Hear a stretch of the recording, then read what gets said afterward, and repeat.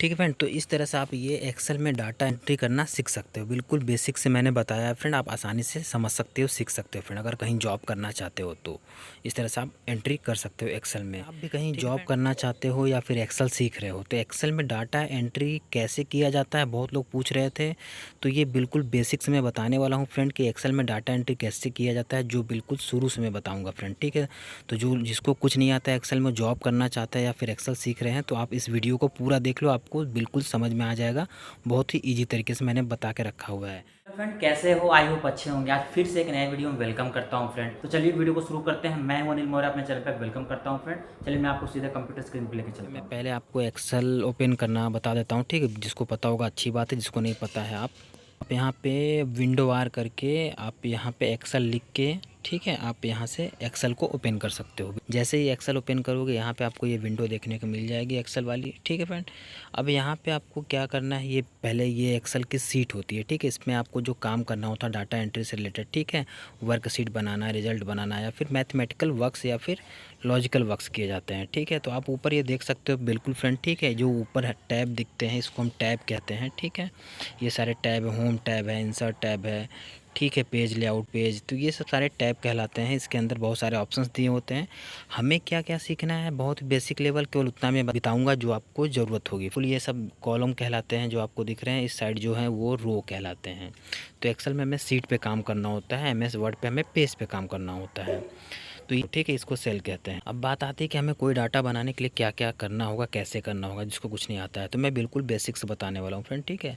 तो जैसे आपको ऊपर पहले डाटा बनाने के लिए, अगर आप कहीं स्कूल में काम कर रहे हो तो वहाँ पे स्टूडेंट आईडी ही आएगी, ठीक है। अगर मैं बच्चों का डाटा बनाऊँगा, फिर उसके बाद क्या करना होगा, उसके बाद हमें नेम का एक कॉलम बनाना होगा, ठीक है फ्रेंड। तो ये नेम का कॉलम मैं बना देता हूँ। फिर उसके जस्ट बाद आप फादर्स नेम का कॉलम बनाना चाहते हो तो बना सकते हो, ठीक है।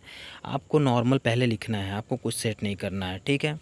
उसके बाद आप एक कॉलम बना सकते हो डेट ऑफ बर्थ का। आप इसके बाद बना सकते हो क्लास का, बना सकते हो कि क्लास में कितने बच्चे हैं। उसके बाद अगर आप चाहते हो तो एड्रेस वगैरह बना सकते हो एक कॉलम।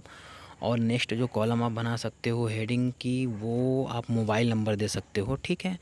और अगर बनाना चाहते हो तो पिन वगैरह दे सकते हो या फिर बाकी चीज़ें। ये मैंने पहले बना के रखा है, मैं आपको यहाँ पे स्टार्टिंग में बना के दिखा रहा हूँ फ्रेंड। जैसे आपके पास कोई बीच में कोई कॉलम छूट गया तो आप यहाँ पे एक जेंडर का दे सकते हो, ठीक है। तो आप ऊपर क्लिक करके कंट्रोल प्लस करोगे तो वो एक कॉलम इंसर्ट हो जाएगी, मतलब एक कॉलम नया ऐड हो जाएगी। तो आप इंसर्ट करके भी नया कॉलम ऐड कर सकते हो, ठीक है। तो जैसे मुझे फादर्स नेम के बाद ही एक कॉलम जेंडर का चाहिए, तो मैं यहाँ पे क्लिक करके इंसर्ट करके एक कॉलम बढ़ा देता हूँ और इसमें मैं जेंडर लिख देता हूँ, ठीक है, कि मेल है या फिर फीमेल है। तो मैंने एक कॉलम जेंडर का बढ़ा दिया। तो आप इस तरह से एक कॉलम बीच में, मैं यहाँ पर एक रो पे इंसर्ट करके स्टूडेंट डाटा 26 का एक रो में एक हेडिंग बना देता हूँ, ठीक है। तो आप नॉर्मल लिख देना यहाँ पे स्टूडेंट डाटा 26, और उसको आप सेलेक्ट कर लेना, उतना सेलेक्ट करना जहाँ तक आपकी डाटा की रो आ रही है, ठीक है फ्रेंड। तो वो मैंने सेलेक्ट कर लिया। ऊपर देख लो आपको मर्ज एंड सेंटर दिख रहा होगा, आपको उस पर जैसे ही क्लिक करोगे फ्रेंड, ठीक है, वो आपकी डाटा एक सेंटर में आ जाएगी और मर्ज होके एक सेल बन जाएगी।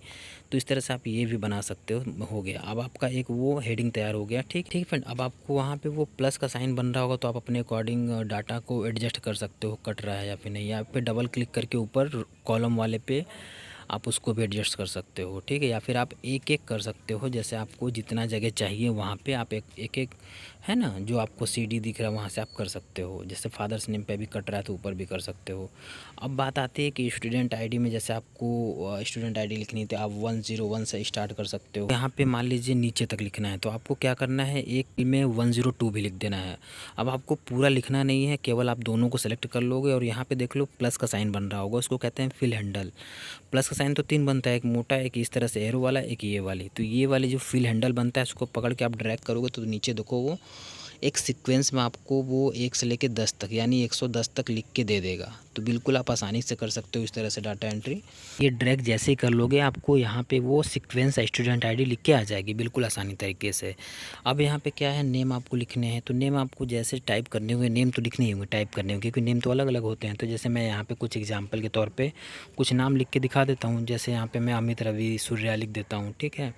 तो आप अपने अकॉर्डिंग कोई भी नाम लिख सकते हो। वहाँ पे आपको डाटा दी जाती है, आपको डाटा वहाँ पे देख के ही टाइप करना होगा। तो जितने भी स्टूडेंट होंगे उनके नाम तो लिखना ही होगा।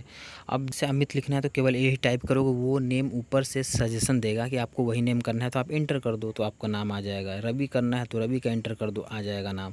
तो मतलब आपको फिर से टाइप करने की ज़रूरत नहीं है। आप अगर वही नाम चाहते हो तो बस ऊपर देख लोगे तो वो नाम आ जाएगा, या फिर आप कॉपी ही पेस्ट करके भी यहाँ पे नीचे पेस्ट कर दोगे तो वो नाम आसानी से आ जाएगा। जैसे आपको सूर्या है तो सूर्या नीचे भी चाहिए तो बस सेलेक्ट कर लो उसको और कंट्रोल डी कर दो। कंट्रोल डी कर दोगे तो वो उसी का एक कॉपी दे देगा, आपके सामने यहाँ पे रख देगा बिल्कुल आसानी तरीके से, तो आपका समय भी बच जाएगा। अब आपको क्या करना है फ्रेंड, यहाँ पे फादर्स नेम लिखना है तो फादर्स नेम भी आपको डाटा मिलेगा, तो आप डाटा देख के टाइप कर सकते हो। थोड़ा सा इसमें आपकी स्पीड अच्छी होनी चाहिए, ठीक है। तो यहाँ पे मैं XYZ लिख के छोड़ देता हूँ। अब आपको क्या करना है, आपको पूरा सेलेक्ट कर लेना है, आपको बार बार लिखने की ज़रूरत नहीं है। कीबोर्ड से कंट्रोल डी कर देना है। कंट्रोल डी जैसे ही करोगे तो आपकी वो पूरी कॉलम जहाँ तक सेलेक्ट की हो वहाँ तक जाएगी। तो आपको इस तरह से ये कर लेना है बिल्कुल, ठीक है। अब यहाँ पे जेंडर लिखना है तो जो भी नेम होगा आप उसके अकॉर्डिंग जेंडर दे दोगे। जैसे यहाँ पे मेल मैं दे रहा हूँ, ठीक है, तो कुछ लोग का मेल है तो वहाँ पे लिख दूँगा, फीमेल है तो फीमेल के लिए लिखना है, तो यहाँ पे मैं F लिख दे रहा हूँ। और बाकी अगर आप नीचे भी देख रहे हो तो अगर आप कॉपी करके या फिर अगर मेल पूरा करना है तो आप सेलेक्ट कर लो और यहाँ पे कंट्रोल डी कर दो। कंट्रोल डी कर दोगे तो आपको वो पूरा कॉलम भर जाएगा। तो इस तरह से आप ये भी लिख सकते हो।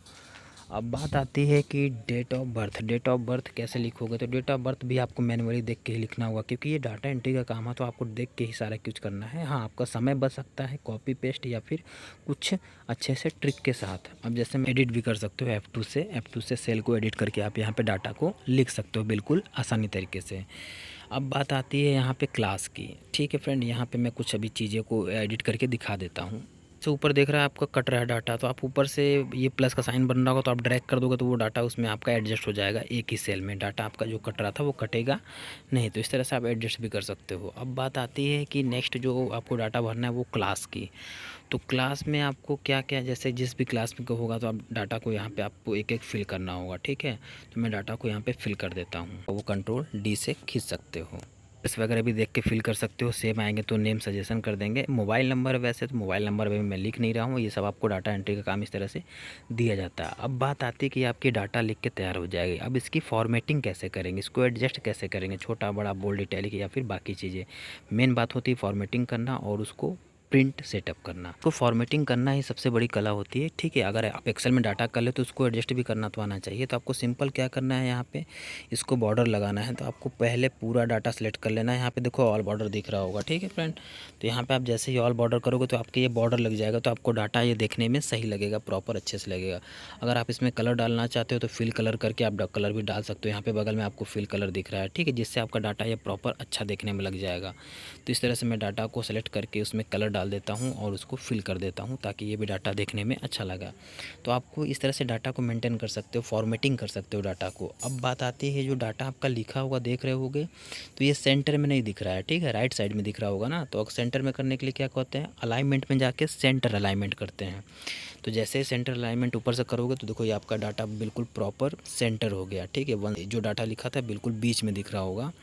तो इस तरह से आप डाटा को सेंटर अलाइनमेंट भी करके डाटा को बीच में कर सकते हो एक अच्छे दिखने के लिए। जैसे अगर आपको इस डाटा में रो बढ़ाने हैं, जैसे आपको एक रो बढ़ाने हैं तो आप सेलेक्ट करके यहाँ पे कंट्रोल प्लस कर दोगे तो डाटा की रो बढ़ जाएगी। या फिर आप राइट क्लिक करके इंसर्ट कर सकते हो, ठीक है। राइट क्लिक करके ऐसे ही कॉलम को भी ऊपर वाले कॉलम पे क्लिक करोगे और यहाँ पे इंसर्ट कर दोगे तो देखो आपके कॉलम भी इंसर्ट हो जाएंगे, ठीक है। तो आप इस तरह से कॉलम अगर बीच में बढ़ाना चाहते हो, गलती से कोई डाटा भरना है तो कर सकते हो।